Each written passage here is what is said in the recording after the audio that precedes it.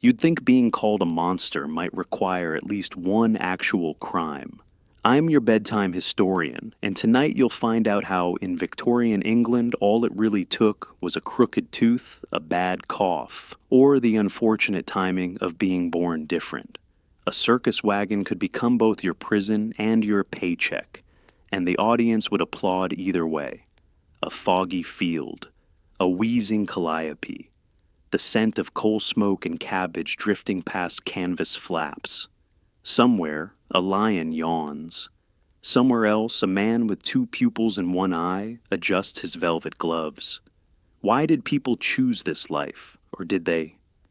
What kind of world applauds a child for snarling? If you've ever felt more seen by shadows than spotlights, go ahead and tap that like.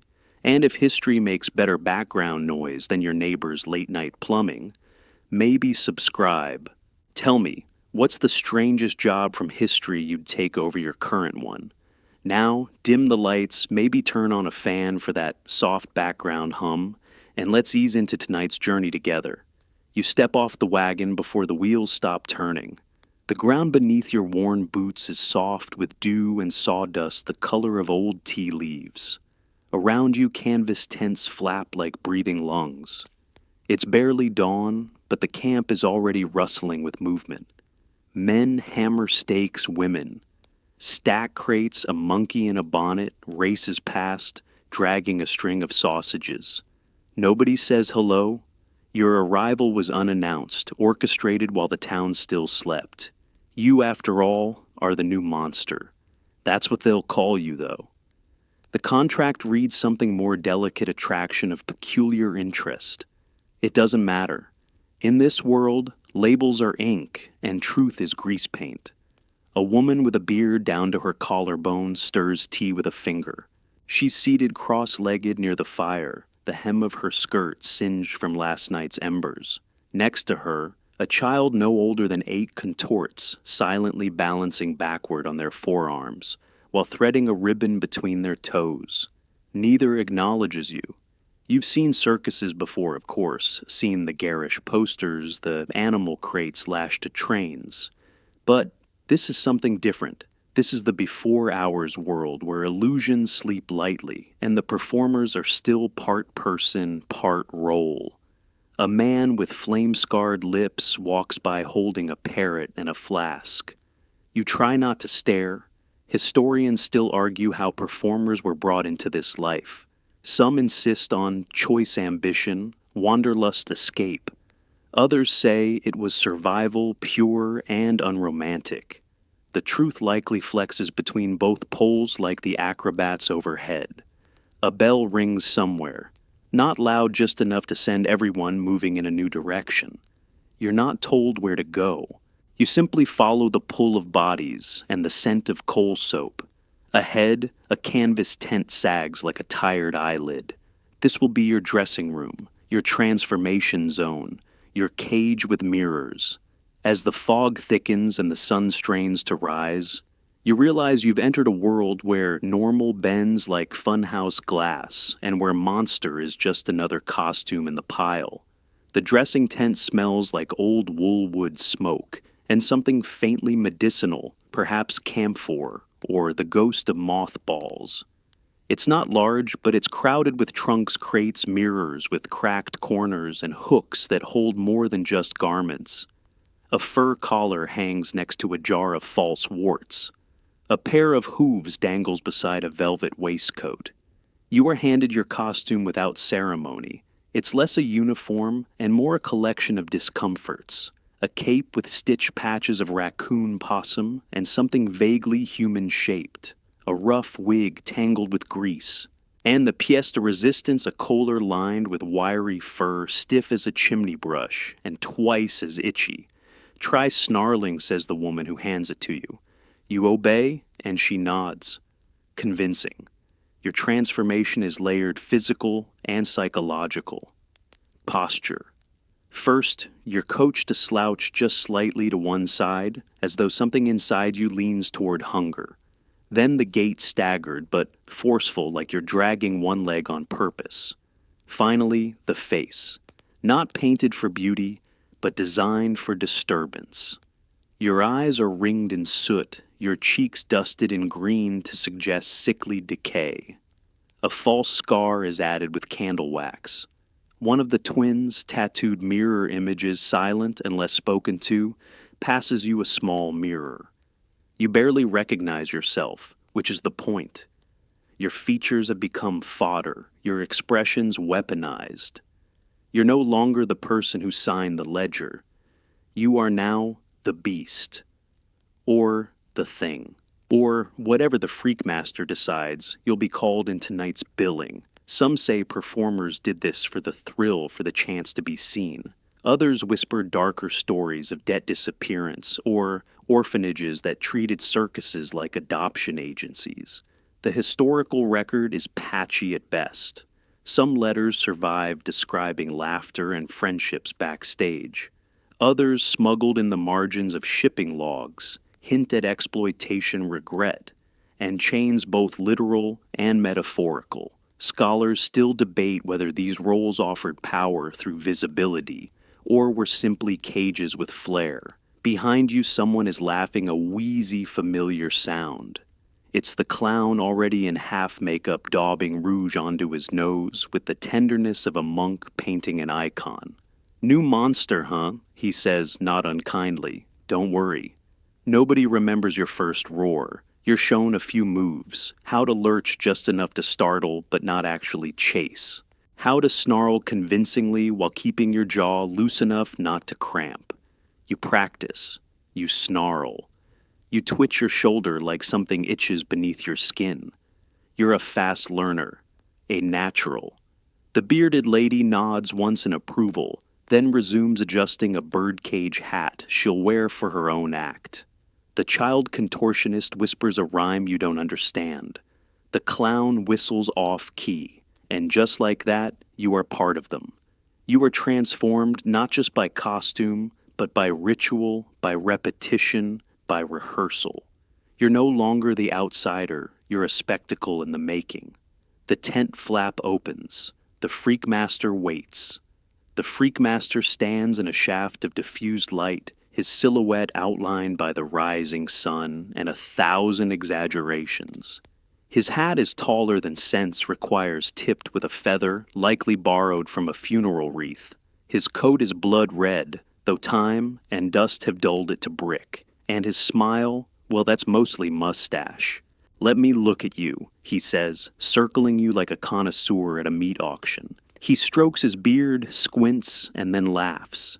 "Yes, yes, you'll do nicely. You've got that unsettling stillness." You try to speak, but he lifts a finger. "No words yet, dear creature. Save them for the stage. Or better, don't use them at all. Mystery sells." The freakmaster is more than a ringmaster. He is curator, mythmaker, and sometimes confessor. His role is to stitch legends from rags, spin rumors into routines, and give names to people who were told theirs didn't matter. He rehearses his patter with theatrical bowing and sudden bursts of applause. "Ladies and gentlemen," he booms, startling a goat, the horror from Hungary, the lament of Leipzig. A beast, a man, a mystery you'll dream about long after your supper curdles. He turns to you with a wink, or something like that. We change the city, we change the story. There is no clear origin for the role of freakmaster in circus history. Some say it evolved from medieval criers. Others trace it to colonial showmen who combined exploitation with theater. Scholars continue to debate whether the freakmaster was a protector or a parasite. Letters describe performers begging to be included in his act and others begging to be left out. As he polishes a cane topped with a cobra head, the freakmaster recites lines from his many personas. When in Wales, I'm a warlock. In France, a failed nobleman. In Leeds, well, nobody cares in Leeds. You wonder if he believes any of it. Probably not, but that's the trick. Belief isn't needed, only performance. Sincerity is optional. Tickets are not. From behind a curtain, someone sneezes 3 sharp bursts like a trumpet solo. Fire breathers got the soot sniffles again, the freakmaster mutters. We'll need to double his lemons. He snaps his fingers. The child contortionist appears silently and hands him a list. It's tonight's lineup. Your name, or rather your new stage name, is written in crimson ink at the bottom, the maw. You don't ask what it means.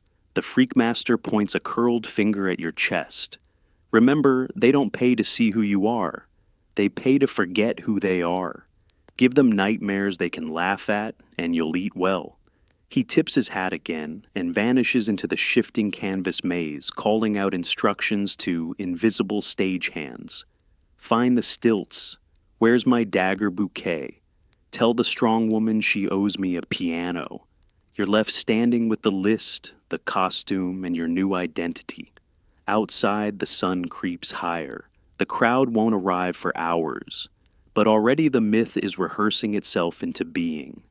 The breakfast table is a warped plank laid across two crates wobbling slightly every time someone shifts their weight. It groans beneath the burden of tinned beans, gray bread, overboiled cabbage, and one suspiciously perfect boiled egg. No one claims the egg. Its pristine shell suggests danger. You take your seat cautiously. To your left, the tattooed twins pass a sardine tin back and forth without speaking. One always eats first, the other always finishes. To your right, a woman with tangled curls and bird bones woven into her sleeves spoons mustard onto a potato with the reverence of a sacred rite. Across from you, the sword swallower hiccups softly each time a faint puff of smoke escapes his nose. Nobody talks directly to you. Not yet. Someone coughs, someone else swears softly in Hungarian. The fire eater sneezes again and curses the lemon rations. A tightrope walker with shaky hands tries to butter a biscuit, fails and eats it dry.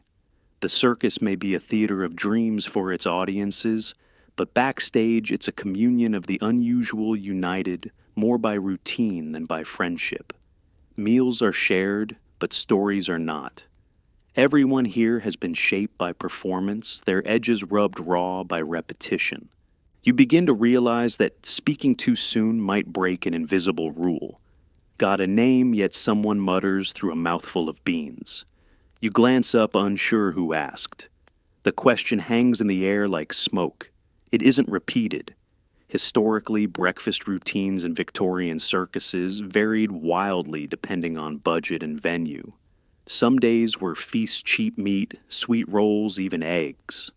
Others were like this beans and bread, the occasional turnip, whatever could be bartered or scrounged from vendors. Some scholars argue that food-sharing rituals created a sense of fragile community. Others suggest it was a calculated necessity, a way to maintain energy without bonding. You chew carefully. The bread tastes of ashes. The beans have hints of tin.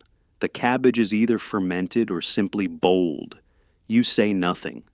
The bearded lady seated nearest the kettle pours lukewarm water into a cracked mug and adds a peppermint leaf with theatrical flair. Today's flavor, regret she intones. A few performers snicker. The woman with bird bones raises her mug in silent toast. No one eats in silence exactly, but everyone avoids your eyes. You are still being assessed. Judged not for your performance, but for your stillness, your manner, your willingness to exist beside them without trying too hard. From behind the tent flap, faint music drifts in. Not the show's score, someone's practicing scales on a hurdy-gurdy. It adds a faint drone to the scene, like a distant swarm. You finish your beans. The egg remains untouched. Eventually, the parrot lady takes it, cracks it against her elbow, and winces. It's raw. The group disperses without signal or farewell. One by one, they vanish into tense props and roles yet to be resumed. You are left with the echo of tin spoons on metal and a curious sense of having passed a test you didn't know you were taking. Rehearsals begin in the cage. It's not your performance cage, at least not yet. This one is a practice model, smaller, more dented smelling of rust and yesterday's onions. The bars are thick but uneven, as though hammered by someone in a hurry or under duress. Inside, it's barely wide enough to pace without banging your elbows, which is the point. A dwarf in a threadbare lion costume unlocks the door and gestures for you to enter. He doesn't speak until the latch clicks shut behind you.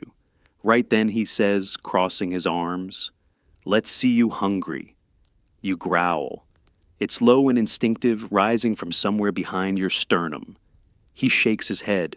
"You sound like a dog with a cold." Try again. Think more. Throat goat meets angry foghorn. You try again. Better.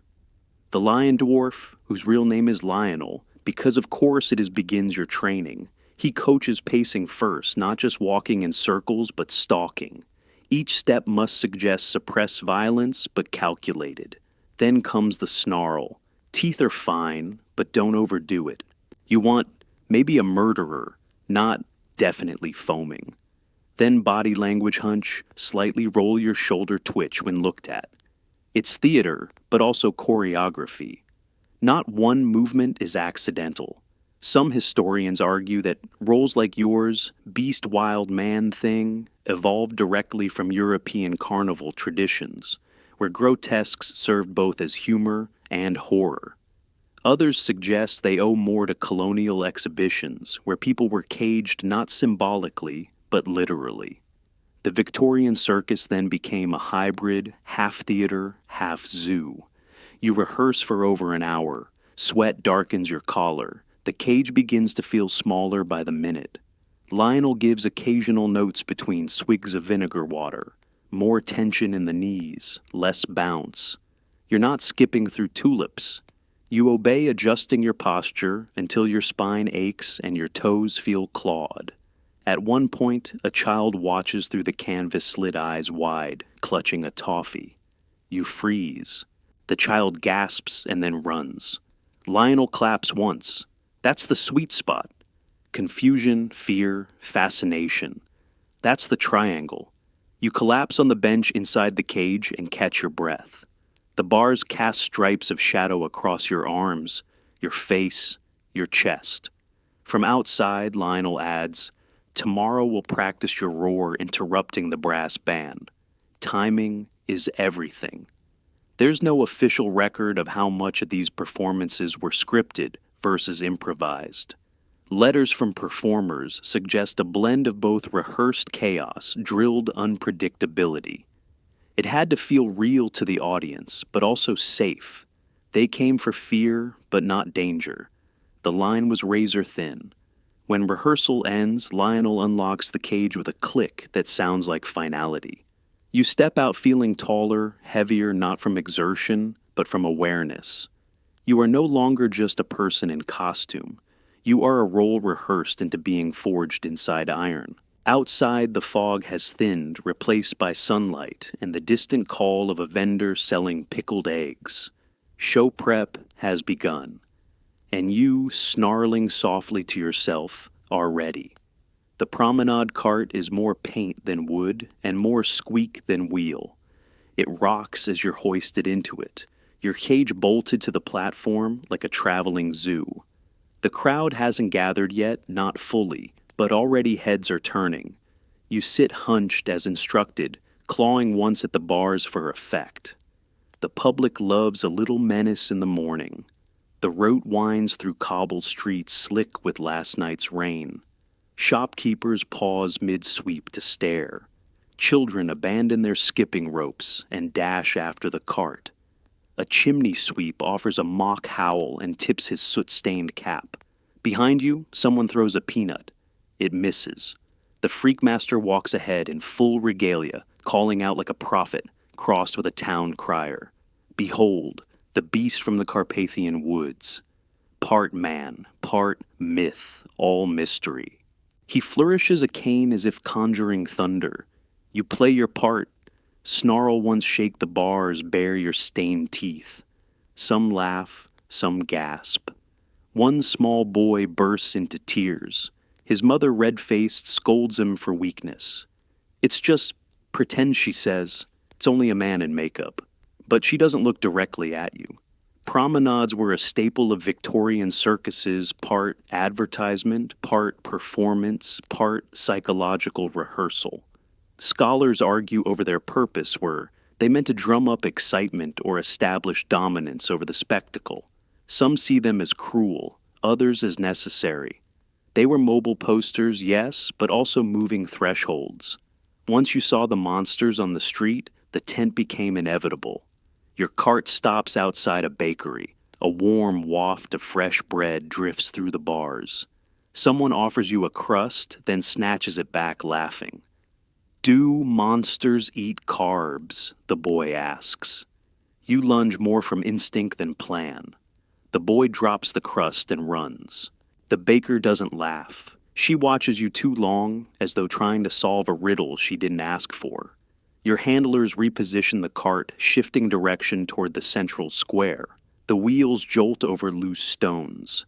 You find a rhythm to your movements, lurch on the jolt, snarl on the squeak blink, slow when watched. The timing becomes a kind of dance. A flower girl tries to hand you a rose. The guard beside your cage shakes his head, but she persists. You take it gently. She smiles.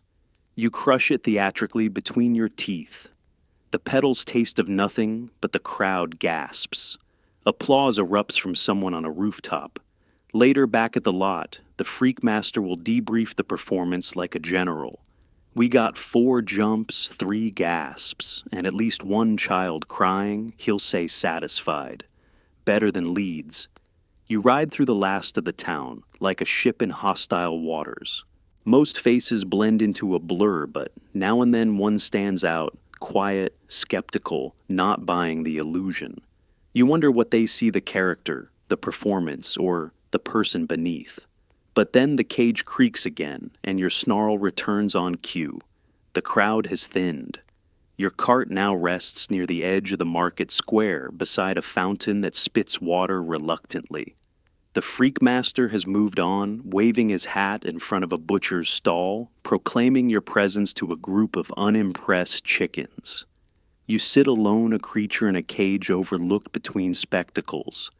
That's when you notice her. A girl no more than 6 or 7 stands by the corner of a statue, clutching something in her hands.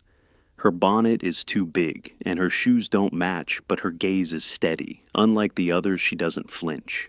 She steps forward slowly. A breeze lifts the hem of her skirt. You consider snarling, but something in her expression stills you. She reaches up and presses a folded piece of paper between the bars. "You're not scary," she whispers. Then she's gone, vanished into the crowd, the alley, or maybe just your imagination. You open the paper. It's a drawing. Crude but unmistakable, a tiger orange and striped mid-leap teeth, bared but eyes kind. Your throat tightens. Moments like these were rare, but they happened. In surviving correspondence, some performers mention small acts of empathy. From audience members, a note, a flower, a coin slipped into a hand. These encounters didn't rewrite their lives, but they lingered. Some even sparked minor scandals, letters to newspapers accusing parents of encouraging affection for deformity. You fold the paper gently and tuck it under your collar. The handler returns with a soft grunt. Back to the tent. The cage jolts into motion again, but something feels different. The route curves through quieter streets now, less parade, more retreat. A cat follows, briefly curious but disinterested. Laundry flaps from windows above. The city exhales. Inside the tent maze, the energy has shifted. Rehearsals still echo, and distant clinks of metal suggest someone's repairing a prop, but otherwise it's hushed. You're released from the cart and told to blend back in as if you ever did. The drawing burns a quiet space in your pocket. Some scholars argue that humanizing moments like these were crucial small validations in a life of performed grotesquerie. Others dismiss them as sentimental distractions cherry-picked from broader systems of exploitation. The truth, as always, probably lives in the middle, real tenderness within a fabricated world. Backstage, you pass the strong woman polishing a piano leg and the mermaid performer soaking her faux fins in a bucket of gin. No one looks twice at you anymore. You're part of the scenery. The girl's voice lingers in your mind. You're not scary, a contradiction to everything you've been trained to perform. You wonder what she'd think of the show, of the screaming, of the cage, of the fact that you can't leave even if the door were open. You press the drawing flat against your thigh. The tiger smiles up at you with crayons and courage, and for a fleeting second, the bars feel further apart. The curtain leading backstage is painted to look like wood badly.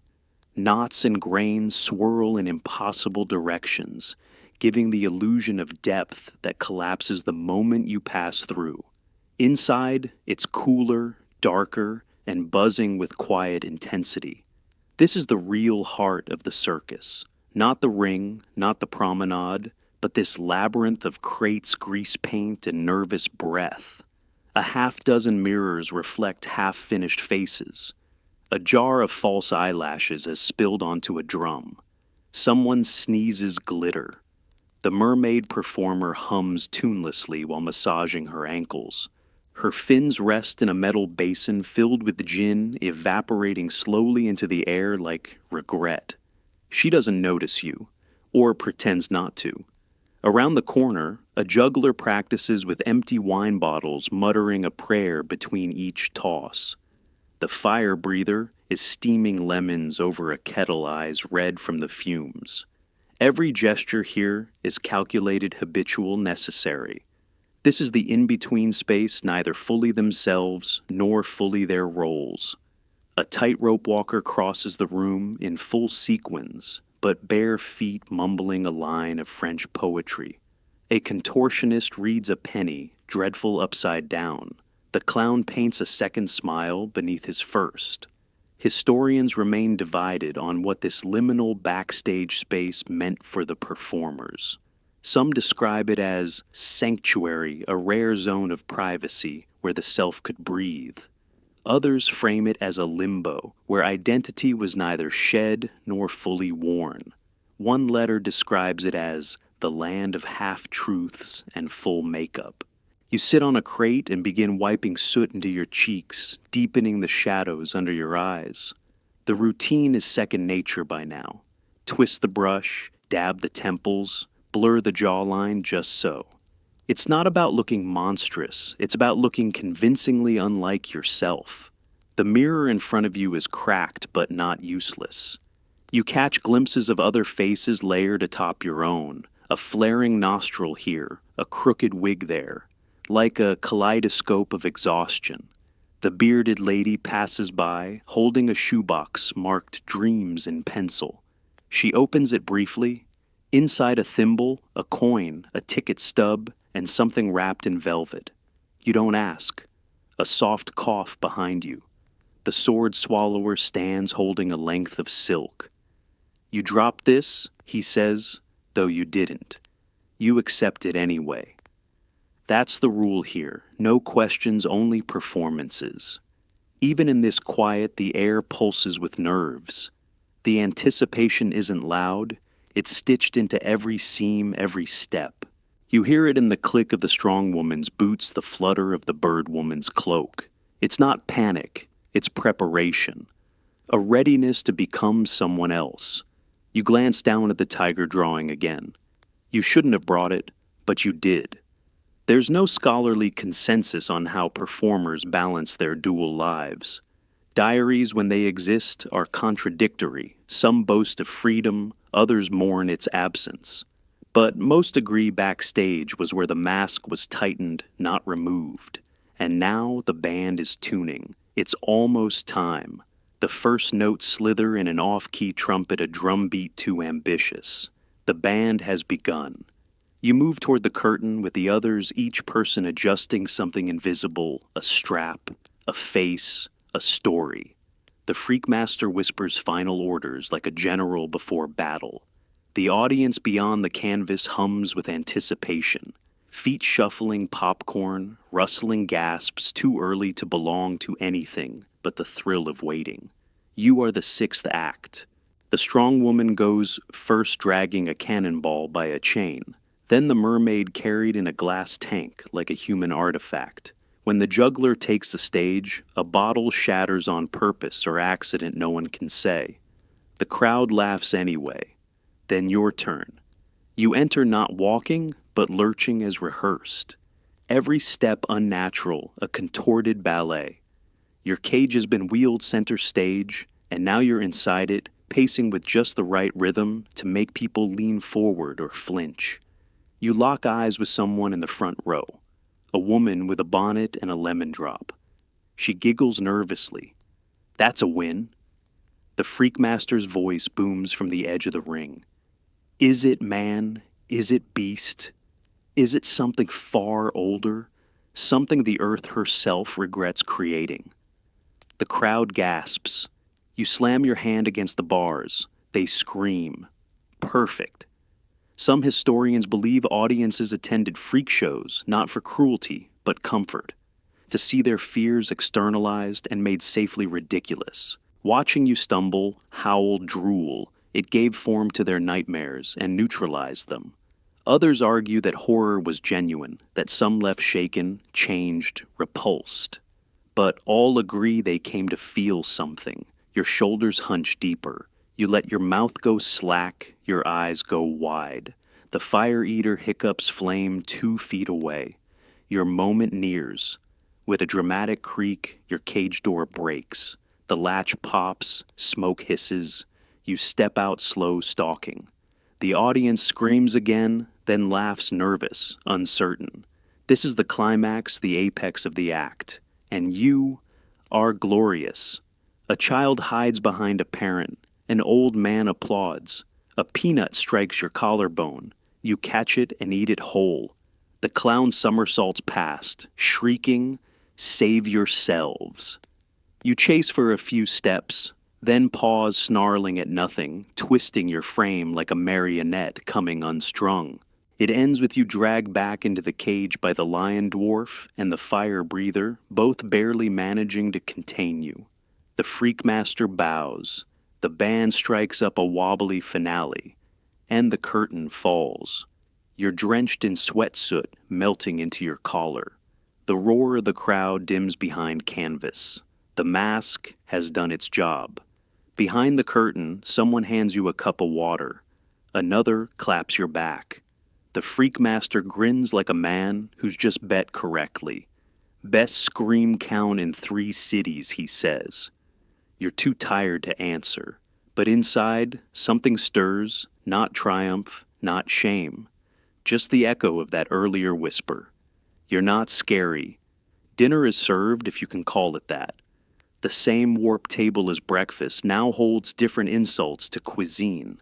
Beans, of course. Always beans. But this time, they've been upgraded with limp cabbage and a sprinkling of black pepper, someone probably stole from a vendor cart. The smell is hearty in a way that feels more cruel than comforting. You eat with the others mostly in silence. But silence at this hour is different, less about judgment, more about exhaustion. The day's heat has faded, and the air feels almost forgiving. The fire breather pokes at his plate. Cabbage again, he says. They say it keeps the voice strong, or kills parasites. I forget which. Across from you, a tightrope walker with sequins still clinging to her collar munches her beans 1 kernel at a time. I had a dream, she says absently, that my shoes floated away, just untied themselves and floated up. The bearded lady chuckles. That's not a dream, darling. That's foreshadowing. The gossip flows more freely tonight. Perhaps it's the afterglow of a good show, or maybe the collective relief that nobody fainted too violently. The sword swallower confesses he might be in love with the fire breather. The fire breather says he'll consider it depending on how the next hiccup goes. A clown reports through exaggerated sobs that a rival circus has been seen 2 towns east recruiting. They've got a contortionist who bends sideways. He wails. Sideways I bend backward, does that mean nothing anymore? Historically, little has been preserved of these post-show dynamics. Most records focus on the spectacle, not the supper. But scattered letters and scrapbooks hint at something rich beneath the grease paint, flirtations, rivalries inside jokes, confessions whispered over turnips. Some scholars argue this was the true circus, the uncurated, unlit version. Others think that even these moments were performances of a different kind. Someone produces a bottle contents unknown origin questionable. It's passed around with reverence. You sip, and it burns like honesty. The child contortionist arrives late, their hair damp and their shirt inside out. They sit beside you, open a tin of mustard, and dip stale bread into it without comment. You offer a piece of cabbage. They shake their head.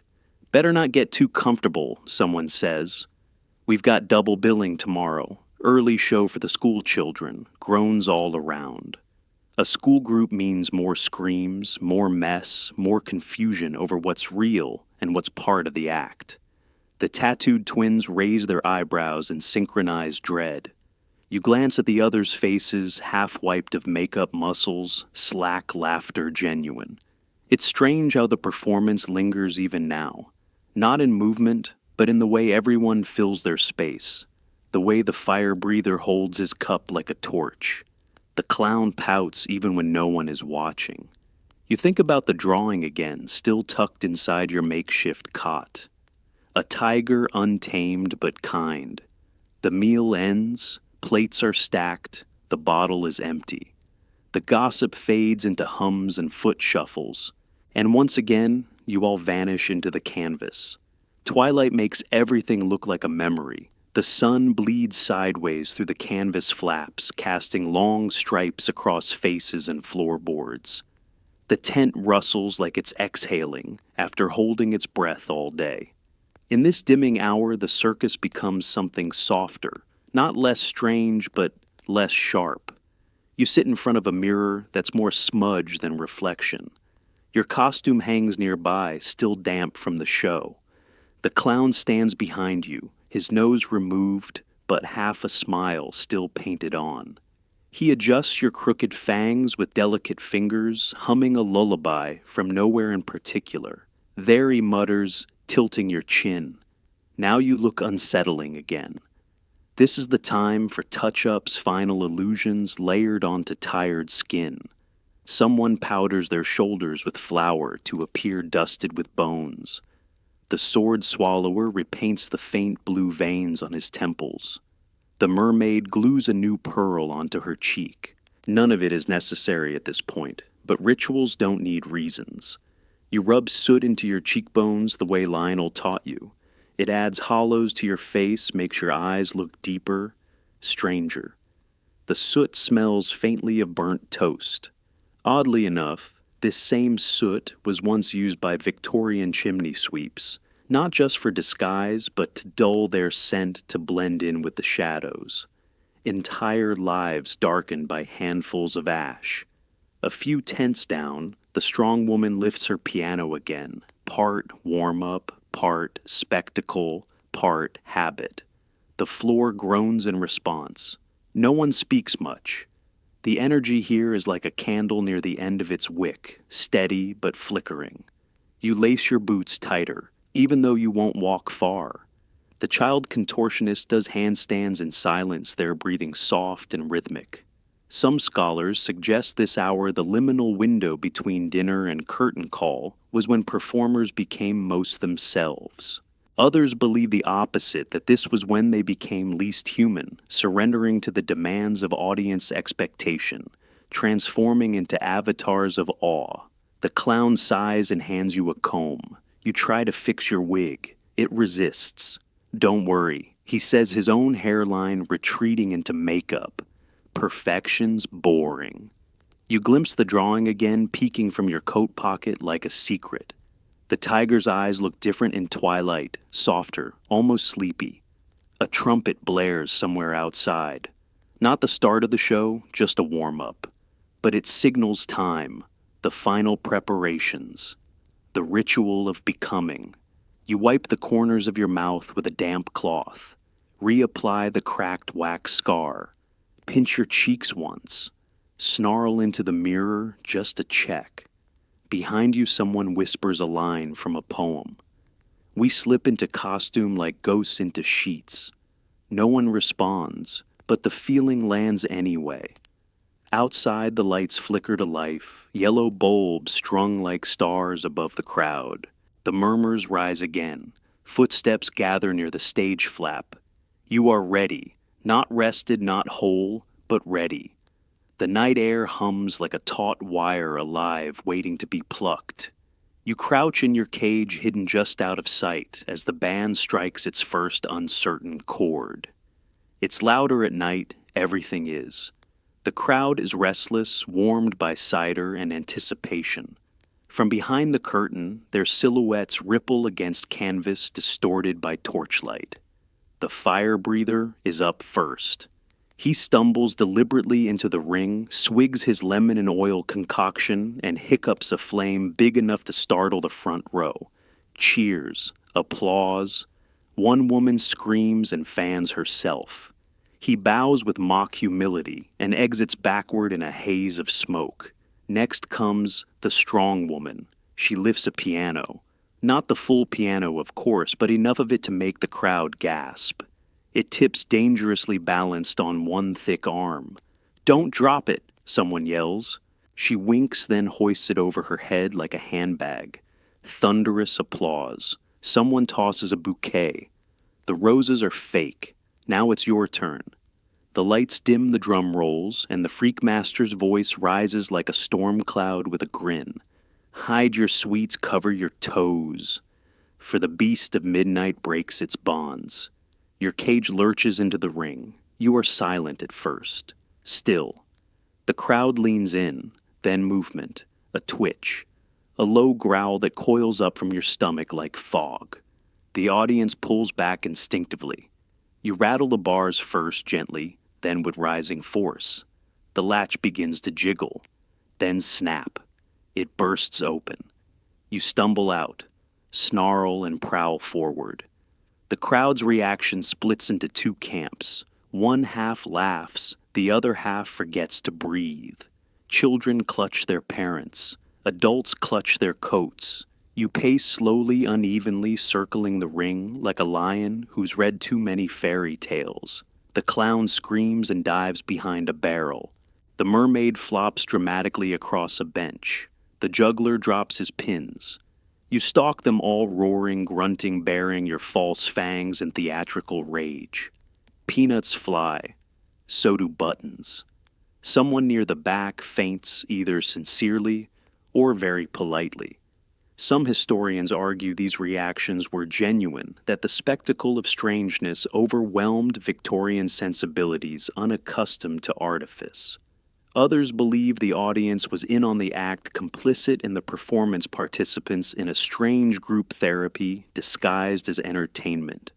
Regardless, you are in command now. With a practice stumble, you're tackled by the lion dwarf and the sword swallower. They wrestle you huffing and puffing until you fall to your knees and crawl howling back into the cage.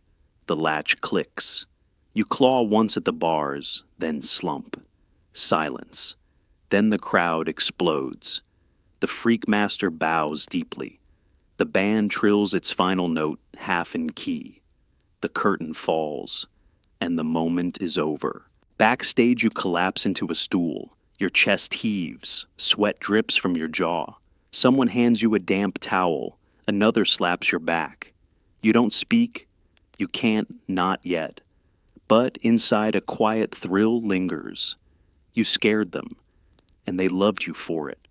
The applause fades like a tide pulling back from shore, leaving only echoes and sticky popcorn underfoot. Backstage, the energy sags, not gone, just unbuttoned. Everyone becomes quieter, looser. The illusion has served its purpose and is now being gently peeled away. The sword swallower sits slumped on a crate, sucking a peppermint and rubbing his jaw. Too close to the molar tonight, he mutters. That sword's got opinions. A clown offers him half a biscuit without a word. You begin to remove your costume, slowly, like molting. The cape slips from your shoulders, damp and heavy.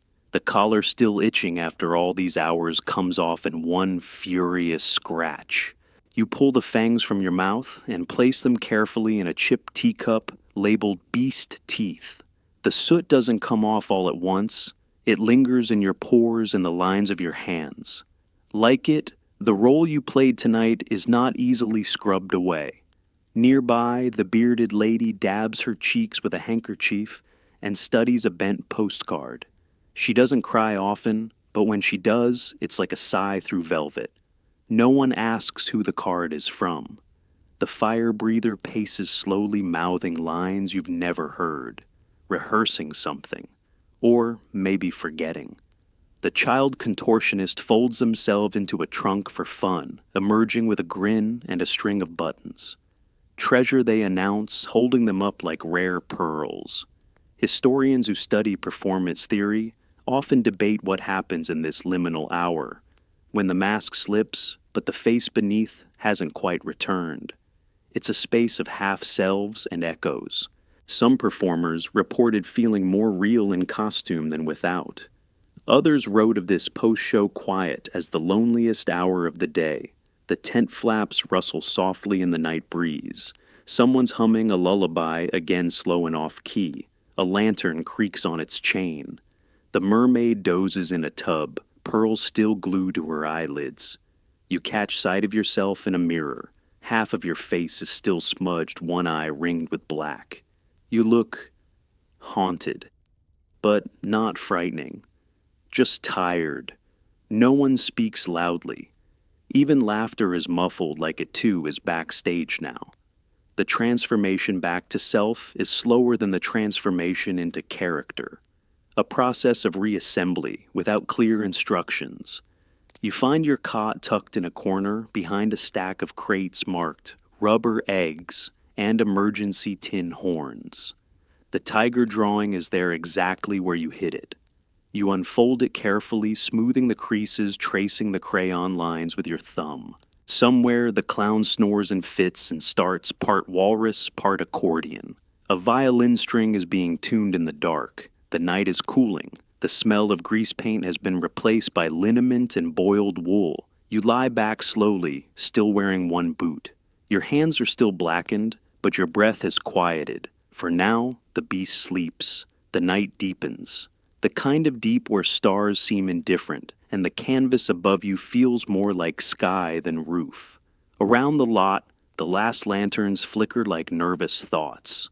Somewhere in the distance, a dog barks once, then silence. You lie on your cot, the tiger drawing tucked safely beneath a loose floorboard. Not hidden exactly. Stored. Like hope. Across the room, the juggler softly plucks at a banjo, its strings slightly off, but perfect in their imperfection. The melody is slow and meandering, neither happy nor sad. Just searching. Private moments bloom in the dark. The mermaid, now fully human again, writes something in a tiny notebook with a chewed pencil. The fire breather hums a hymn barely audible. The twins play cards without speaking. The bearded lady brushes her hair with long, careful strokes, eyes closed as if remembering something better. There's a kind of intimacy here that never exists in daylight. Not just physical closeness, but emotional proximity. Everyone has dropped their props. The distance between performer and person has thinned like worn velvet. You think of your earlier roar, the crowd's reaction, the peanuts, the thrill, and then you think of the girl, the drawing, the whisper. You're not scary.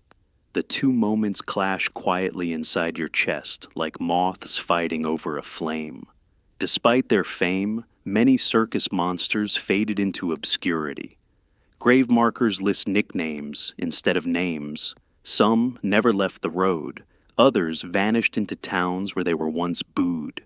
Historians struggle to piece together their lives because most were undocumented outside the show. Yet diaries and letters, when found, reveal longings as ordinary as anyone's comfort, love a pair of shoes that didn't hurt.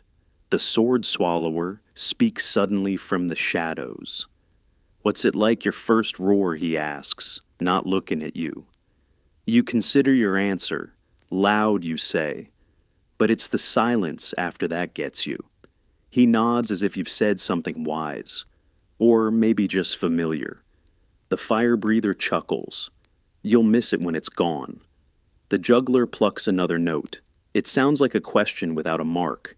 Someone has written on the inside of the tent in chalk. You hadn't noticed it before. It reads, "Not all cages have locks. Some just have applause." The wind picks up, flapping the canvas like a slow heartbeat. You close your eyes. This moment, this blend of exhaustion, warmth, and shared strangeness might be as close to peace as you get. Not comfort, not belonging, but a truce between what the world thinks you are and what you're still figuring out to be. The cot creaks. The tiger waits under the floorboard, and someone starts snoring again, gloriously nasal. Outside, a star winks out. Inside, the silence hums with everything that's never said aloud. The wind has settled into a slow sigh, brushing the tent walls like a lullaby. The scent of coal smoke is fading, now replaced by wool wax and the last traces of lemon oil. Sleep comes not as a sudden collapse, but as a gradual softening of limbs, of breath of memory. You lie curled on your cot, still in partial costume, one boot on one hand smudged with soot. The drawing of the tiger rests beneath your mattress like a hidden charm. Above you, the roof of the tent sways gently, casting shadows that look like distant ships bobbing on a black sea. Someone nearby snores deep nasal wet. Probably the clown. It sounds like a walrus gargling a lullaby, but no one complains. It's familiar now, almost comforting. The circus is quiet, but not still. A rat scampers beneath a crate. A rope creaks. The mermaid mutters something in her sleep that sounds suspiciously like Latin. The fire breather rolls over with a sigh. It's strange, this family of strangers. By day you're monsters, myths, freaks in cages. But by night, you're just people. Tired, sore, possibly tipsy, definitely underpaid, but people. In the dark, nobody is a curiosity. Everyone is just trying to find a comfortable position on a lumpy cot. Historians still wonder, was this life captivity or refuge?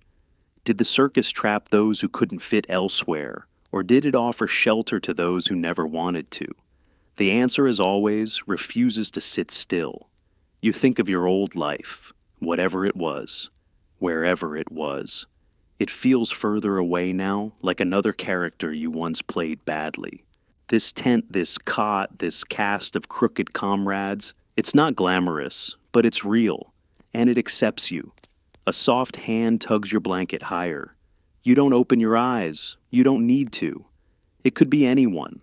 The twins, the bearded lady, even the child contortionist. You're not alone. Somewhere outside, the night guard coughs and lights a pipe. Inside, the juggler's banjo hums its final note, then rests. You drift. In your half-dream, the girl reappears. She's older now, or maybe you're younger. She hands you the tiger again. Only this time, it moves. Its paper limbs stretch, yawn, and blink. It doesn't speak, but it doesn't have to. It curls beside you. And you, the monster, finally sleep. But even dreams like tents can fold and vanish by morning. When you wake, the scent of sawdust is gone, replaced by lavender wax and a quieter kind of oddity. A new room, a new collection. And the monsters here are made of glass. The parlor is quiet, but the walls watch you. A shriveled crocodile jaw perches beside an ambered egg, with a translucent chick suspended mid-hatch. You're not in a medical museum or a circus sideshow. You're in a private home, a fashionable drawing room belonging to a respectable Victorian gentleman. It's the 1860s, and tea is being poured into porcelain cups, etched with blue willow scenes, utterly mismatched with the ghastly centerpiece, a velvet-draped case featuring conjoined mice meticulously labeled in copper plate script. Guests murmur their admiration in clipped tones. It is not considered eccentric to own these things. It is considered by a certain stratum of society a mark of taste. The trend often called monstrorum domus, or house of monsters, originated among the upper classes, those with enough leisure to collect curiosities from the empire's farthest reaches. India, the Caribbean, West Africa. They all fed Britain's hunger for the exotic. But the real prize wasn't coral or carved ivory. It was life or its remnants made strange. You glance over at a bearded man in a cravat tapping his pipe thoughtfully while admiring a monkey skull with golden spectacles. His companion, a woman in widow's black with a silver quizzing glass, leans in to remark on the symmetry of a malformed pig fetus. There's no mockery in her voice, only fascination. She might just as easily be admiring lacework. What strikes you is the mixture of the macabre and the mundane. In one corner, a perfectly ordinary umbrella stand. In another, a preserved lemur posed in mid-scamper eyes forever wide in alarm. The placement of the odd alongside the ordinary is deliberate. These collectors wanted their monsters not on stage, but at home. One contemporary diary describes such a scene in meticulous detail. Mr. H keeps a miniature rhinoceros fetus in spirits upon the pianoforte. He insists guests examine it before any performance. Another notes how parlor games occasionally included guessing the origin of certain specimens. Is it a monkey? A child? A trick one winner was gifted a velvet box containing the claw of a Persian goblin, later revealed to be a raccoon paw dipped in dye. What began as scientific curiosity morphed into drawing room sport. And yet, not everyone found it charming. Clergy wrote sermons against such displays, claiming they mocked God's designs. Newspapers debated the tastefulness of keeping grotesques as amusements. But the fad persisted quietly, lavishly. Historians still argue whether these early cabinets were acts of scientific inquiry, voyeurism, or veiled class assertion. The truth likely lives somewhere between a microscope slide and a parlor curtain. The floorboards creak softly beneath velvet slippers. You're still in the drawing room, but now attention has turned to the owner, a man who, with no medical training, speaks fluently of siren bones and cranial spurs. His pride is palpable. But what drove these men and some women to curate cabinets full of anomalies, Victorians rarely agreed on why these collections mattered. To some, they were the next frontier of scientific cataloging. To others, they were private museums of power. Still others, though, never in polite company, hinted at something darker. A way to possess the unpossessable, to trap the wild and unknown behind glass. This murky motivation was especially apparent among the elite. Lords and ladies paraded their grotesques during after-dinner hours, encouraging guests to react, not with horror, but with refined wonder. One aristocrat reportedly asked, "Is it not divine?" This child born with feathers, the feathered child, incidentally, was later discovered to be a parrot embryo stitched into a doll's body. But in the moment, belief was part of the entertainment. Many claimed these displays furthered natural science. A well-labeled skull, they argued, taught more than any lecture. A hydrocephalic rabbit encouraged reflection on development and anatomy, but skeptics abounded. They play biologist, one critic wrote in 1871, while refusing to touch a microscope. Still not all motivations were feigned. Some genuinely believed they were contributing to knowledge. Letters between collectors reveal long discussions about bone density, joint formation, and even psychological behaviors observed in malformed pets. Others cited Darwin, albeit loosely, to justify their interest. If nature experiments, then why shouldn't we catalog her failures? But behind the journals and formaldehyde was something even more Victorian status. Possessing a rare oddity was like owning a Rembrandt. It said you traveled. It said you knew doctors. It said you were brave enough to stare into the face of the strange and not flinch. And so, A quiet competition brewed beneath the lace and lace-trimmed linens. Who had the rarest, the oldest, the most shocking but still tasteful? Entire evenings were spent discussing the finer points of a malformed goat skull. True Fusion one collector whispered to another, not the glued variety. And yet, as you sip your imaginary tea, one detail keeps catching your attention. The children, often silent, sometimes uneasy. They're told to be polite as adults, giggle over pickled lambs with human teeth. What impression did this leave? One wonders if the children grew up craving the bizarre, or fearing their own reflection. Some scholars remain puzzled by the sheer volume of preserved infants in these collections. Not dolls, actual fetuses, some with names or bonnets. Was it mourning reverence or something else entirely? There is no scholarly consensus, only silence and the occasional stained label written in a woman's hand. For now, your gaze lingers on a shelf labeled Miracles and Mistakes. Inside, a tiny turtle with 2 heads sleeps forever beside a squirrel with 4 ears. You wonder, did anyone ever ask the creatures how they felt about being art? The teacups have cooled, but the parlor remains busy. A new guest arrives clutching a canvas-wrapped bundle. His mustache is waxed to perfection, and there's something theatrical in his movements, as if he's walked off a stage and into this drawing room. His name, Tom Norman. You haven't heard of him, but you should have. While Americans marveled at P.T. Barnum's parades and curiosities, Britain had its own traveling impresarios. Norman was one of the most prolific. Though never a household name, he brought monsters to the public, then sold them to the private elite. His venues ranged from side street booths to railway station annexes, but his real genius marketing deformity as sophistication. Tonight, Norman's package contains a preserved foal with an exposed spine perfectly curled into a velvet nest. He unwraps it slowly, allowing the gasps to ripple through the room. A gift, he says, from the edge of the empire. He offers no further explanation because mystery, it turns out, is worth more than provenance. Norman's reputation was mixed even in his day.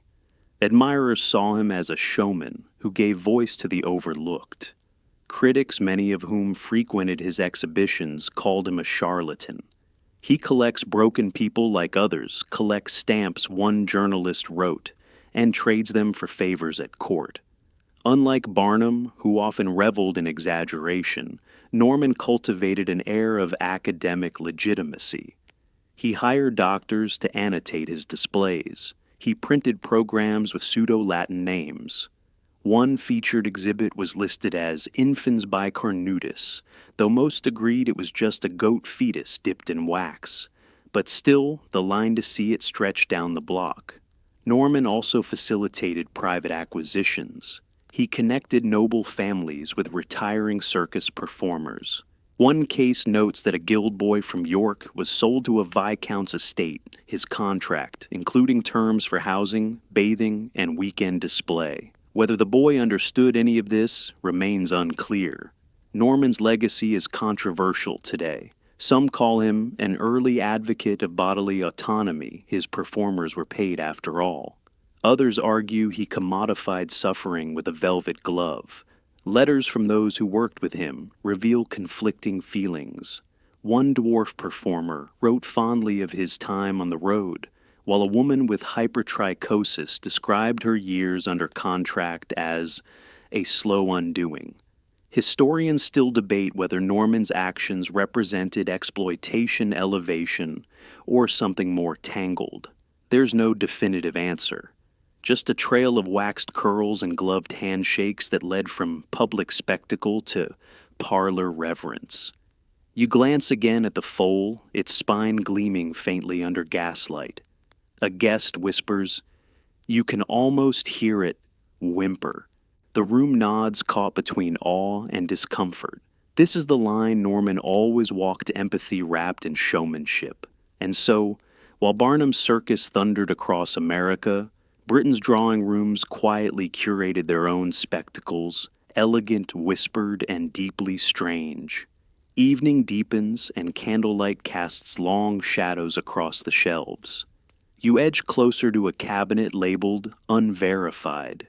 Inside a mermaid with needle-prick scales, a goblin fetus preserved in cloudy spirits, and what appears to be a bat-winged kitten, its mouth sewn into a smile. These aren't nature's mistakes, they're man-made marvels crafted to deceive and delight. The faux freak craze of Victorian England was as vibrant as any black market gold rush.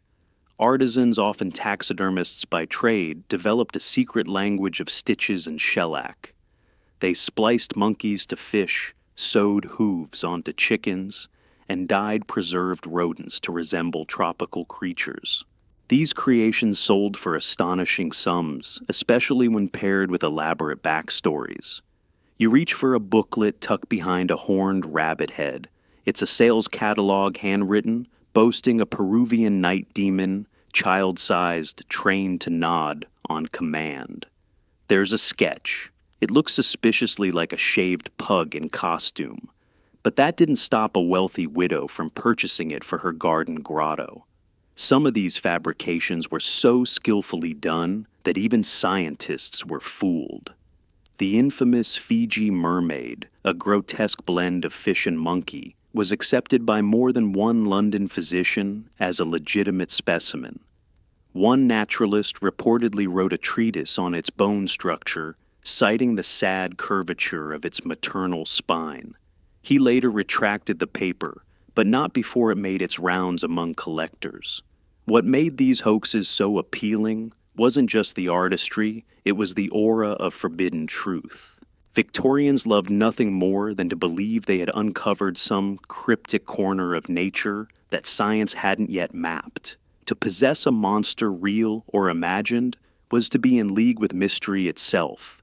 And yet, not all forgeries were malicious. Some were jokes among friends, gifts exchanged with a wink. A popular prank involved sending a zebra mouse to a rival collector, who would proudly display it until someone pointed out the unmistakable smell of ink. Scholars remain divided on how many known oddities from this era were genuine versus crafted. Museums today quietly reclassify dozens of specimens each year. One curator admitted, "We keep discovering things that shouldn't exist, or at least not in the way they were labeled." You turn back to the cabinet. The mermaid's stitched grin seems wider now. Her pose is almost theatrical, as if waiting for applause. And maybe that's the point. These weren't lies, they were performances encased in glass. The question that lingers isn't just, was it real, but why did they want it to be? Whether for science prestige or perverse comfort. The Victorian appetite for the unnatural was insatiable and surprisingly easy to feed. A draft stirs the curtains. Somewhere in the parlor, a guest laughs too loud, too alone. You wonder if they've just realized their prize purchase might have been made by candlelight in a Soho basement, using parts from a butcher's bin. The next shelf gleams faintly under the soft halo of gaslight, and tucked beside a taxidermied fox with two tails sits a pair of delicate glass jars. Inside float two infant forms, identical unmoving, dressed in matching bonnets of cream lace. A note card beneath them reads in careful copper plate, "The Little Disraelis. A gift from Lady M.H. 1872. You step closer. These aren't wax replicas or stitched illusions. They are, by all accounts, real twin human fetuses preserved in an ambered solution.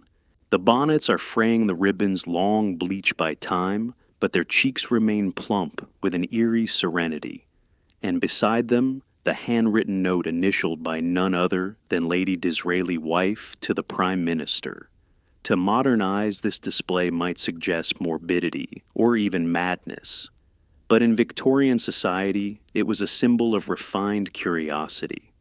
The upper class often kept anatomical specimens as conversation pieces, especially if they were rarely formed or blessed with symmetry, despite affliction. Lady Disraeli was not alone in this. A surprising number of noble women maintained such collections, often alongside embroidered samplers and botanical sketches. The juxtaposition was intentional, a study in life and its failures side by side. Hosting a dinner party where guests were invited to view the twins was not scandalous but chic. There is no consensus among historians about what this gendered curation meant. Some interpret it as maternal mourning, redirected into aesthetics. Others suggest it was a form of power, the ability to display life paused under one's control. And still others whisper about fashion, about how displaying a deformity in one's home became an extension of one's wardrobe, curated, expensive, admired. Victorian etiquette books even offered guidance on how to speak about such pieces. One must neither recoil nor overpraise, wrote Lady Somerville in Entertaining for the Season, 1876. To regard them with quiet awe is the highest compliment. In other words, there was a correct way to admire a dead child in a jar. The twins became a sort of legend among cabinet owners. Replicas were rumored to have circulated through discreet artisan channels, each one claiming to be the true Disraeli pair. Some had porcelain feet. Others wore miniature medals. One infamous fake featured mechanical eyelids that blinked when the cabinet door opened. That model was later banned from exhibition due to guests fainting. What fascinates scholars most, however, is how society permitted women to collect these pieces under a very different lens than men. Men's collections were scientific, anthropological, or imperial. Women's were delicate, emotive, and graceful. And yet, the contents were often the same malformed bones, preserved anomalies, and all too human specimens who never had a chance to grow. You find yourself staring not at the twins, but at the gap between the jars. Someone once placed a sprig of lavender there. It's long decayed, but its presence is still felt. Did Lady Disraeli mourn them, or simply admire their stillness? That question, like so many in this world of cabinets, has no certain answer, only whispers in velvet-draped parlors. The hush of the drawing room is momentarily broken by a sudden flurry near the door. A footman arrives bearing a folded list yellowed at the edges and sealed with wax. He hands it to the host, who beams and announces the latest auction results from Biddle's. A murmur rolls through the room. It's not just science or sentiment fueling these collections, it's commerce. Welcome to the world of oddity auctions, an entire shadow economy of the bizarre, where web-fingered children preserved marmosets with two spines and authentic voodoo shrunken heads changed hands under chandeliers and whispered appraisals. In London alone, 3 such auction houses were known to operate by the 1870s, each with its own niche clientele. You imagine yourself seated on a brocade chair, bidding paddle in hand, trying not to stare too long at the conjoined owl kittens currently on offer. A lady in green velvet raises her fan 1 bid. A gentleman with gold pince-nez coughs once 2 bids. The hammer drops. The owl kittens are sold for the price of a violin. These auctions were not always public. Many took place behind closed doors, with invite-only audiences and sealed catalogs. One infamous private auction, held in a disused theater near Piccadilly, included a mummified hand labeled Celtic Polydactyl Saint, and a set of preserved Siamese twin mice with tiny collars. The highest seller that evening, a teenage boy with webbed fingers and an unusual gift for mimicking bird calls. His new owner was said to have placed him in a greenhouse for ambiance. Accounts like these blur the line between person and property. Some collectors claimed they were offering protection to the wonders they purchased. Others made no such pretenses. A marvel is only marveled at when owned, one collector wrote in the margin of his ledger. Auction records from the time reflect this ambiguity. Some listings clearly note the lot as alive or partially animate. Others are described simply as mobile specimen. Legal classifications varied wildly. In one case, a preserved pygmy seahorse was taxed as jewelry.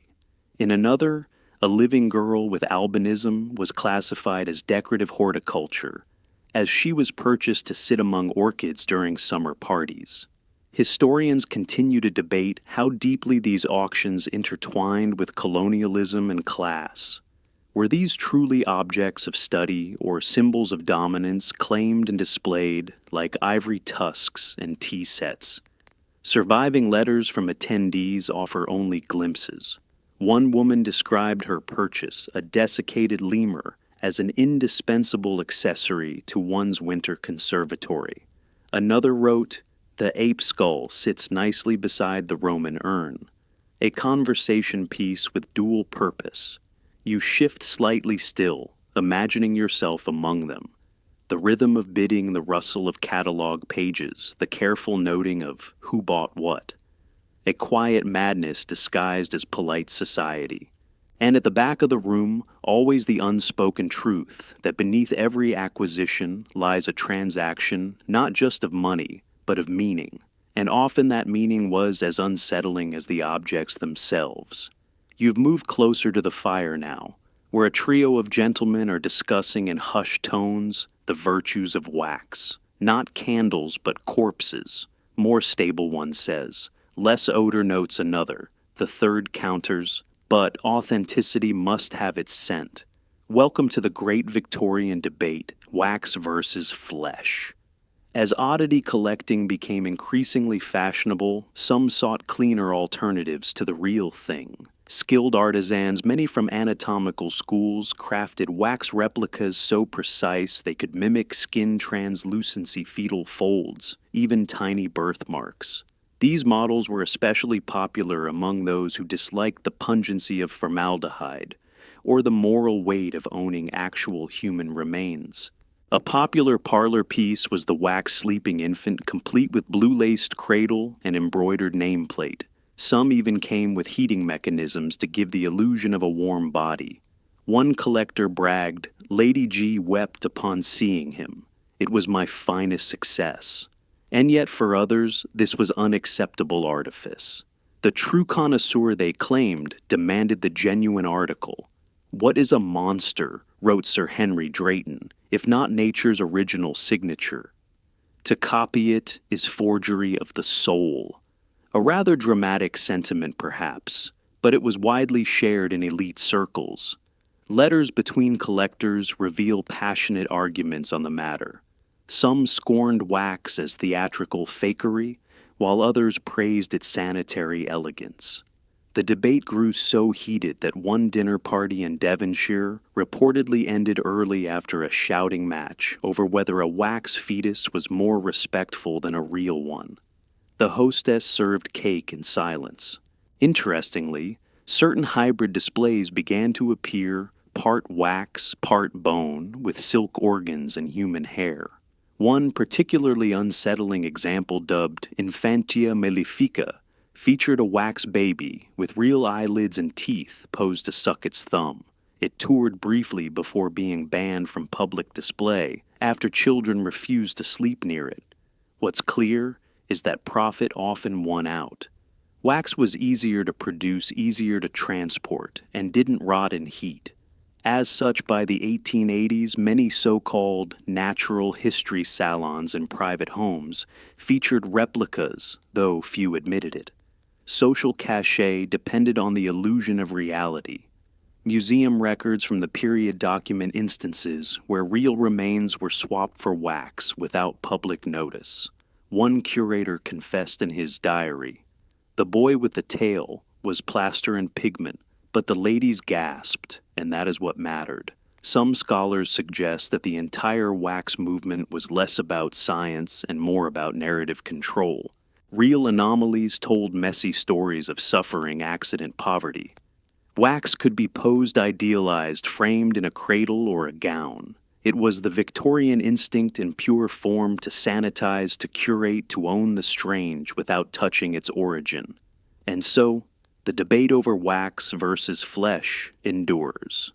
Behind every glass case, you wonder, is this body once alive or just a whisper in wax? Does it matter to those who marvel, or only to those who once lived inside the display? The evening deepens, and the air in the drawing room thickens not just with pipe smoke and perfume, but with quiet rivalry. You can feel it in the glances. A raised brow here, a muttered original specimen there. Behind the polite smiles, the collectors are watching each other and counting.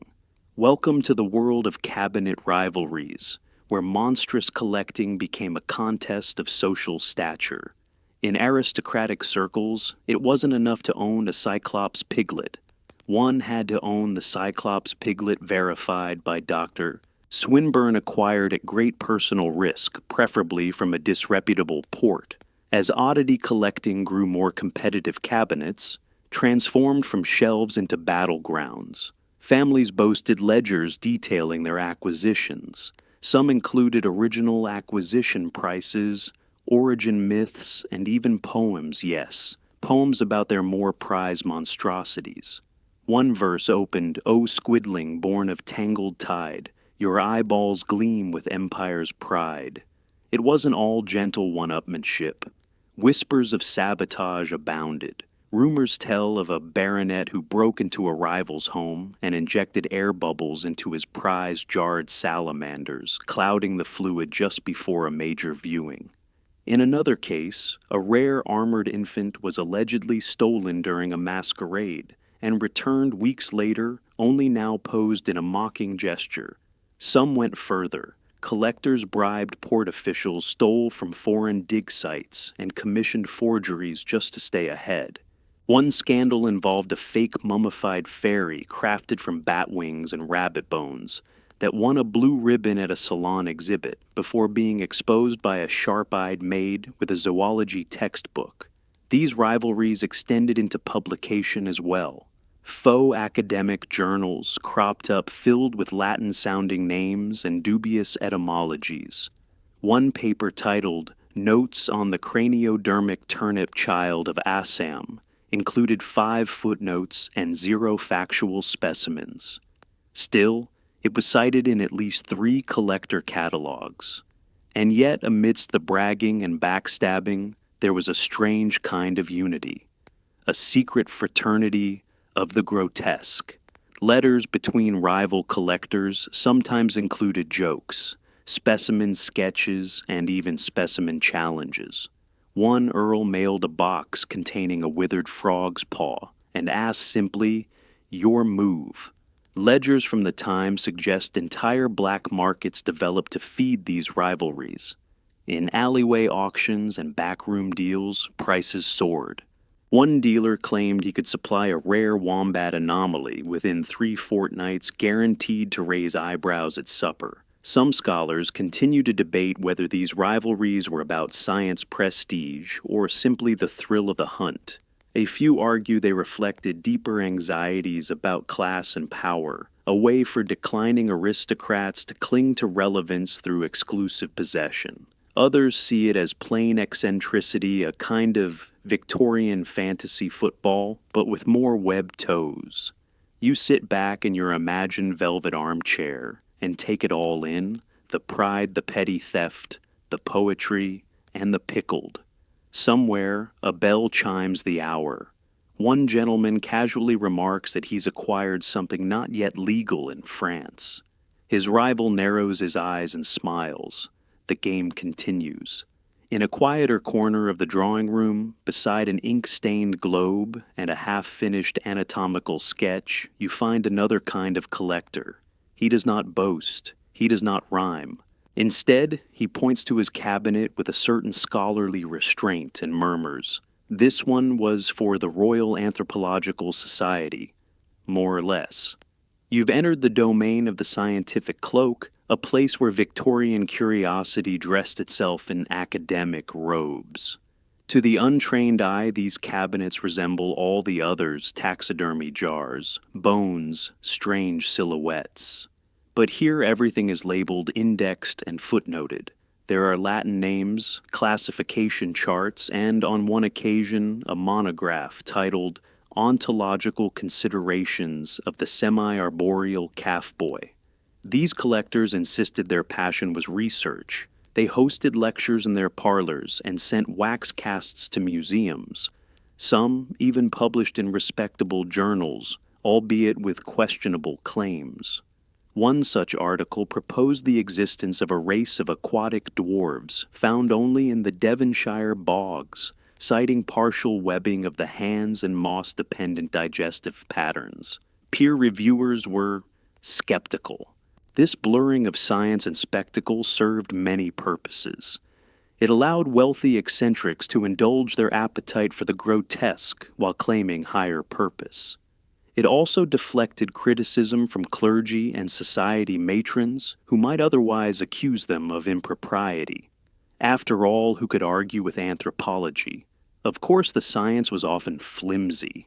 In one case, a goat with scoliosis was classified as Capra daemonis britannica, and scholars debated its taxonomy for a decade before a skeptical teenager pointed out the label was glued over a butcher's price tag. Another paper included a photograph of a prehistoric marsupial infant, which was later revealed to be a possum in a baby shoe. Yet, for every fraud there were genuine insights. Some collectors sent samples to universities or hosted physicians who made careful notes. Others kept diaries of observed behavior, especially for live specimens. One man recorded how his toad child, a severely deformed infant left on his estate doorstep, seemed soothed only by church bells. He would not cry until the hour passed, he wrote.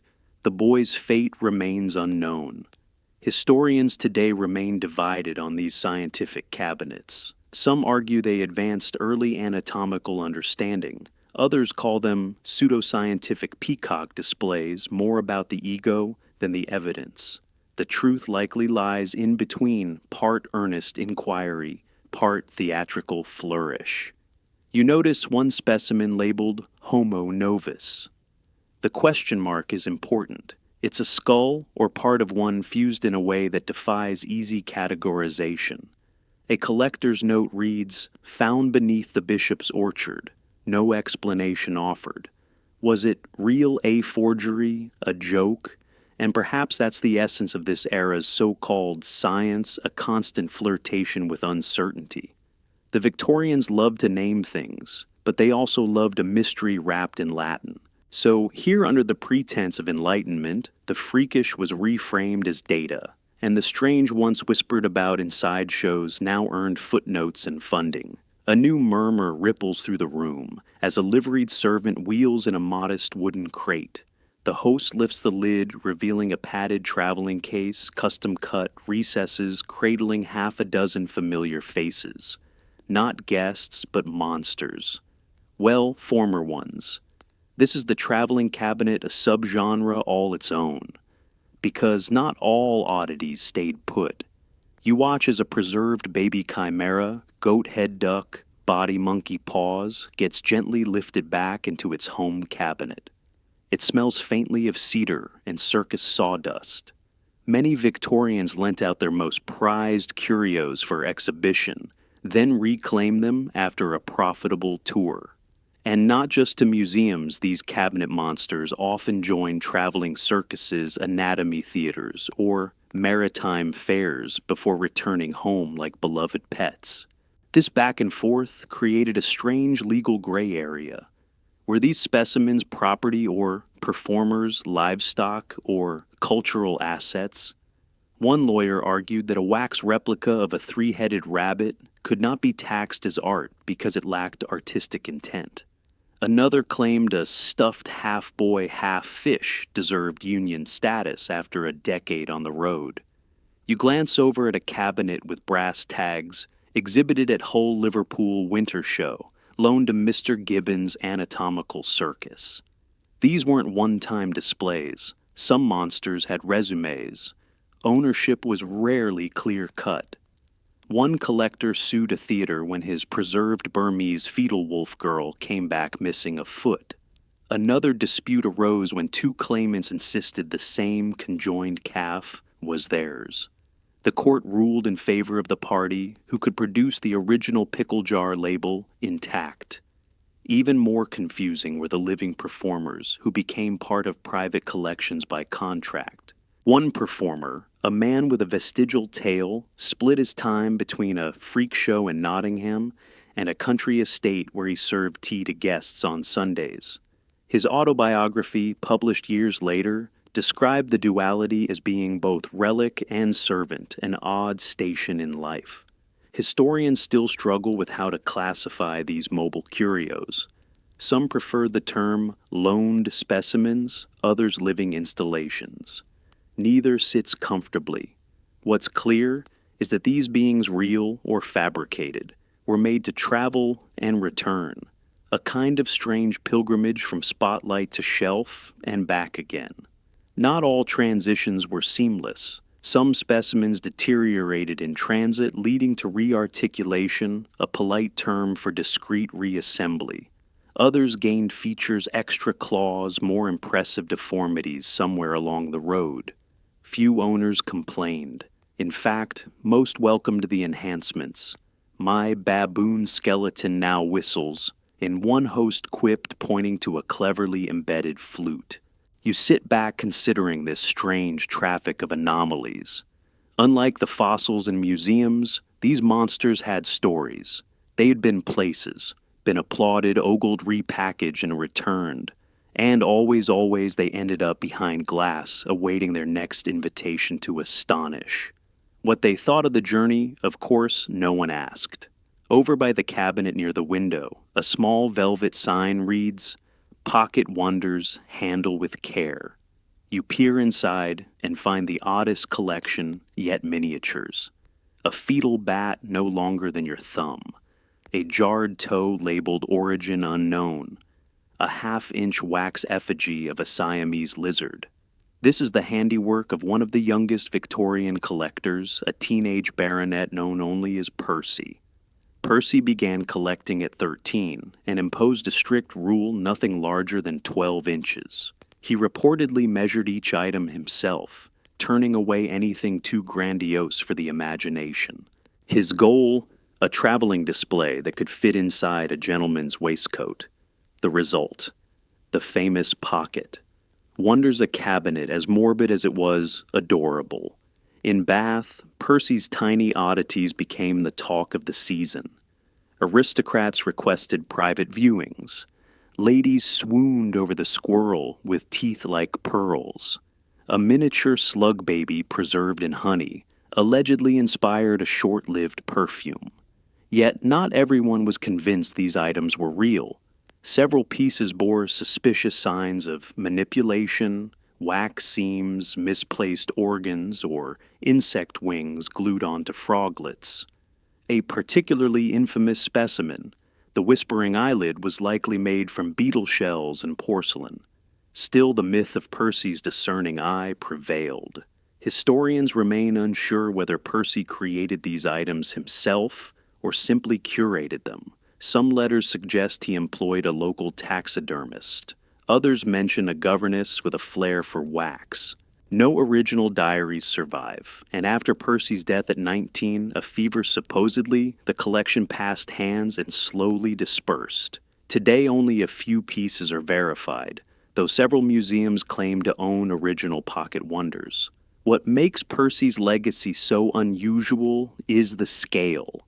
In a culture obsessed with spectacle, he inverted the rule smaller meant more precious. A pickled eyeball the size of a pea was said to be his masterpiece. Guests reportedly leaned in so close they fogged the glass with their breath. There's something both childlike and chilling in the tiny displays. Perhaps it was Percy's way of controlling the grotesque, shrinking the frightening into something graspable. Or perhaps, as some scholars argue, it was simply fashion. After all, miniatures were everywhere in Victorian design, dollhouses, travel prayer books, even pocket-sized corsets. But few miniatures whispered the uncanny, quite like Percy's. A guest once described seeing a three-legged grasshopper sipping from a thimble posed beside a severed pinky finger. Whether real or not, the image stuck. Of course, debates continue. Some researchers believe the majority of pocket wonders were elaborate hoaxes. Others argue they were real creatures preserved at great personal risk. And still others say the truth doesn't matter, that what Percy offered wasn't science, but theater. You lean closer to the cabinet. One jar holds what appears to be a mouse embryo with coral antlers. A tag reads, "Gifted by Percy, 1875. Never proven false." That last phrase feels fitting for so much of what you've seen tonight. You hear a clink of glass and laughter from across the parlor. Only this time, it's not about a specimen. It's a toast to Lady Weatherby, who has just unveiled her newest installation, A Dinner Conversation with Wonders. You glance over and realize this isn't a cabinet, it's a dinner table. And the guests, every place setting faces a jar, a skull, or a mounted deformity. Welcome to the age of oddity as social theater. Victorian drawing rooms were never just for lounging. They were performance spaces, especially for those with collections to flaunt. Hosting an evening of anatomical amusements became a sign of good taste and bold character. A dinner party, with no monsters, unthinkable in certain circles. Some collectors arranged their curios among candelabras and floral displays as if to suggest the abnormal had its place alongside the romantic. Others went full stagecraft, false curtains, spotlights, even introductory remarks. One host famously announced, "Before we dine with mystery." His pièce de résistance was a preserved foot encased in a silver dome revealed with flourish after the soup course. Etiquette guides from the period offered curious advice on how to incorporate such displays. One suggested interspersing conversation, curios, between courses to stimulate debate. Another warned against overuse. Too many anomalies may suppress the appetite, but moderation was rarely observed. Guests were expected to react with a delicate mix of awe and poise. A gasp too loud was gauche. A shrug too indifferent offensive. One debutante was reportedly snubbed for commenting, "Oh, I thought that was a piglet. It was in fact a preserved marsupial with hydrocephalus." The objects weren't always inert. Sometimes live performers were brought in to mingle silently among guests, dwarfs, giants, or those with rare conditions offered generous pay to stand still and be remarked upon. One man with extensive scarring was hired as a visual contrast to symmetry. He later sued when the host added a label around his neck. Some scholars argue these performances blurred class lines, creating a temporary theater where deformity was art and all participants were actors. Others call it a grotesque pageant, an extension of empire, an excess stage with velvet drapes and bone china. Still, for many attendees, these nights left lasting impressions. Diaries describe cabinets that seemed to breathe and specimens that stared back. One guest noted, "I lost my spoon while observing the conjoined turtles. I do not regret it." Another wrote, "Never has a dinner party made me feel so thoroughly observed by things that cannot speak." It's no wonder that in some homes the cabinets were built directly into the walls of the dining room. Curiosities flanked the buffet specimens posed behind frosted glass. Guests sipped sherry beneath a chandelier made of taxidermied bat wings. The grotesque became part of the wallpaper, literally and metaphorically. And so, the Victorian cabinet was no longer just private display. It had become a stage, a script, a mood, a conversation partner that never interrupted, only lingered long after the guests had gone. Somewhere between the parlor and the cellar, a door creaks open. You descend into dimness where forgotten crates rest beneath dust-thick tarps. The air is damp and the silence deeper than upstairs. Here lie the relics no longer worthy of dinner parties. Welcome to the twilight of the monster cabinet. By the 1890s, the once celebrated displays of oddities began to feel less charming. A new intellectual movement was spreading psychology. Where once Victorians gazed outward, labeling deformities and marvels, they were now turning inward, questioning minds and motives. Suddenly, keeping a two-headed duck in your drawing room suggested something peculiar about you. Medical discourse shifted. Abnormality moved from spectacle to symptom. The rise of Freudian theory reframed fascination as fixation. To preserve the grotesque, one critic wrote, is to cage one's own reflection. In polite society, the monster cabinet became passé. Collectors quietly covered their shelves with curtains. Some claimed the jars had spoiled. Others donated their specimens to museums, sometimes anonymously. A few buried them outright, hosting makeshift funerals for wax babies and calcified stillbirths. One gentleman wrote, "I returned mine to the earth. It felt appropriate." Of course, the oddity trade didn't vanish overnight. It adapted. Medical schools absorbed the anatomical pieces. Ethnographic museums claimed the cultural ones. Traveling circuses took the rest. But the grand cabinet, once the heart of Victorian eccentricity, lost its place of pride. There were rumors that some collectors went mad, that others built secret chambers to house what society no longer tolerated. One urban legend tells of a manor in Sussex whose locked east wing was filled floor to ceiling with outmoded deformities. Another speaks of a retired duchess who refused to eat unless seated before her pickled twin lambs. No verified records survive, only whispers. The shift wasn't just intellectual, it was visual. Homes remodeled. Gaslight gave way to electricity. Dark wood cabinets clashed with new pastel wallpapers. Tastes leaned toward the sanitary, the minimal, the modern. A flayed squirrel fetus in a mahogany frame simply didn't match the new drapes. Some collectors tried to pivot. They rebranded their oddities as natural history. But taxonomy couldn't save them from fashion. One lady wrote in 1896, "My niece refuses to visit unless I remove the cranial anomalies from the drawing room." Children today are soft. Historians continue to debate the decline's root cause. Was it moral awakening, scientific progress, aesthetic fatigue, or simply a collective decision that the uncanny had overstayed its welcome? There is, as usual, no single answer. Only clues in forgotten inventories and cryptic margin notes to be hidden before guests arrive. You feel your way through the gloom and find a crate marked "Retired." Inside a wax fetus missing its arms, a mummified kitten, a shrunken gourd shaped vaguely like a baby's head. None are labeled, none are loved. And yet, as you gently close the lid, you wonder if they miss the light, the quiet attention. The tea-scented evenings when they were the center of every room. They were monsters, yes. But once they were honored, the attic door groans as you pull it open. Dust billows up in lazy spirals, catching the slanted light from a cracked skylight. The scent is one of mothballs, old paper, and time. Here above the silence of modern rooms rest the remnants, the afterlife of cabinets once whispered about, now buried under heirlooms and yellowed curtains.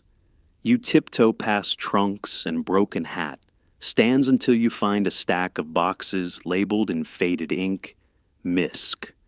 Curiosa not to discard. You lift a lid. Inside a crack jar with what might have been a turtle embryo, now discolored and dry. A sketch of a mermaid fetus with penciled measurements. A folded note. Keep away from Aunt Cecily. This is where many Victorian oddities ended up not destroyed, just stored. Hidden from sight, but not from memory. Families often didn't know what to do with such objects. They were too strange to display, too sentimental to throw away. And so they lingered. In cellars, in crypts, in mislabeled museum storage rooms.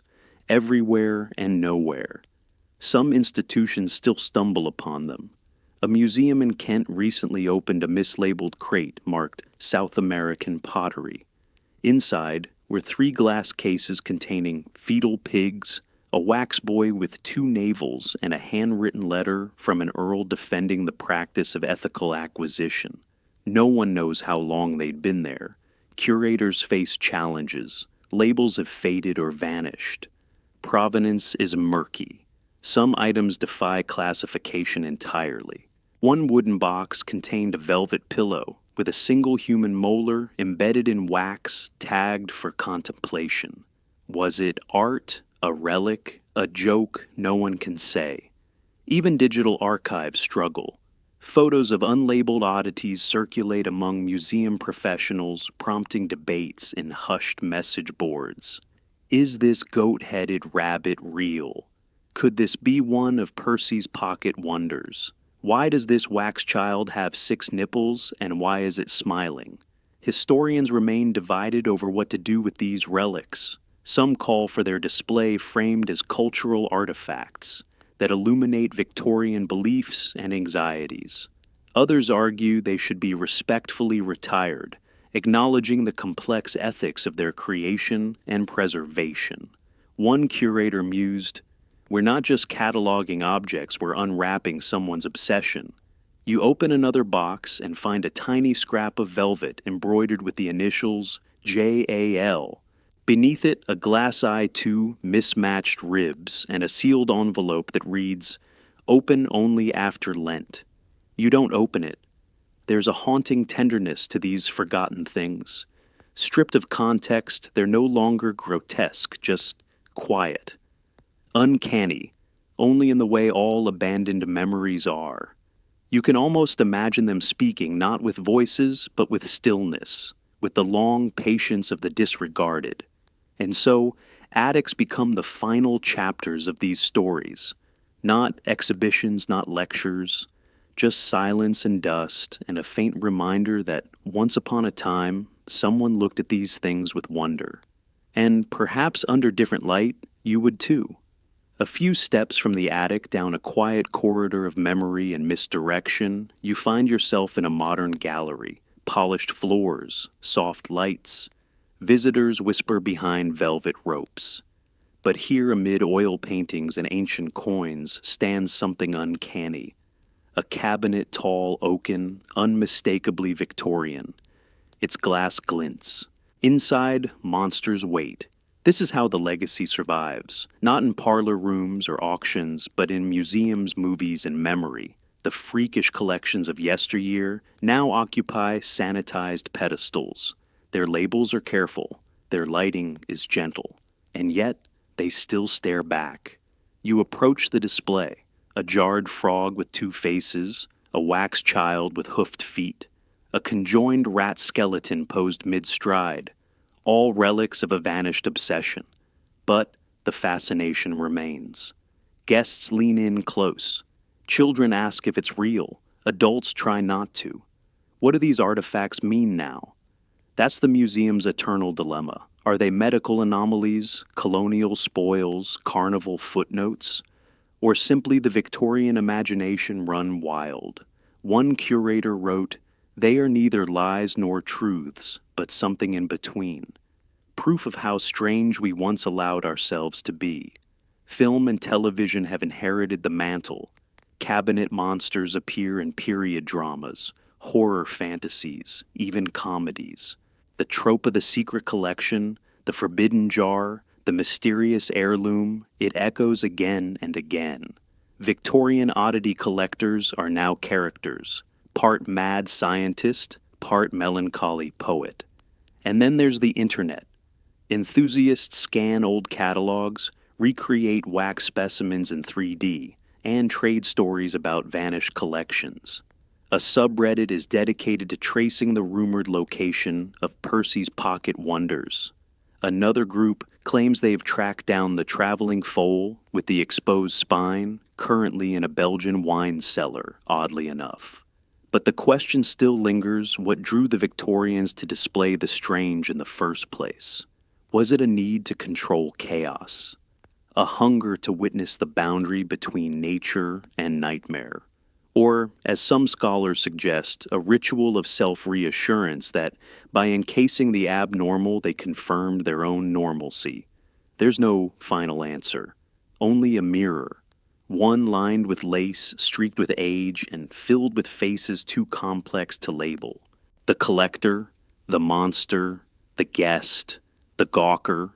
Sometimes they're all the same person, and maybe that's why these cabinets still resonate. They ask you not just to look, but to reflect.